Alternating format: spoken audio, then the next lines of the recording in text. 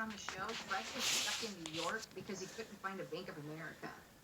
And there are 103 Bank of Americas in New York, in New York City there. So, I mean, you can't. I don't know how you couldn't find one. Well, you unless can't just sling a went cat around. over your head without hitting the Bank of America in New York. They're on every corner. They're everywhere. They're everywhere. Now, you say that Fred traveled from Africa to Jamaica.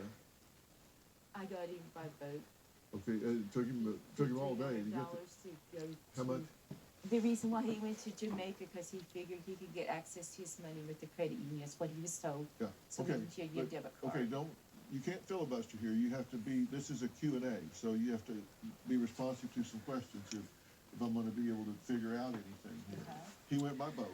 Yes. It took him all day, and it cost how much? He's at $300 if he got Okay, seatbelts. $300. So he came out of the Port of Lagos and went to the Port of Salt River in Jamaica. That's Kingston. So somewhere in Africa, we're not exactly sure where he boarded, but and it took him all day and cost $300.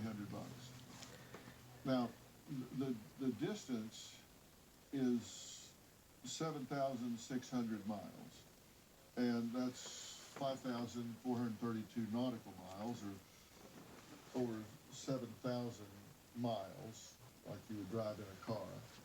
And the average cruise ship, if they were really fast, they would be going 20 knots, and that would take 11 and a half days. Now, the fastest passenger ship in the world is out of Tasmania, and it is the fastest ship in the world, number one, the fastest ship in the world, and it goes 58.1 knots, or 66.8 miles an hour.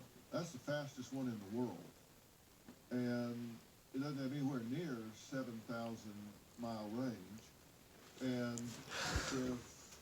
if he took that, it would take days to get there. I mean, that ship won't go that far, but that's the fastest ship in the world. Now, you say he got on a boat, I do. and he got there in a day.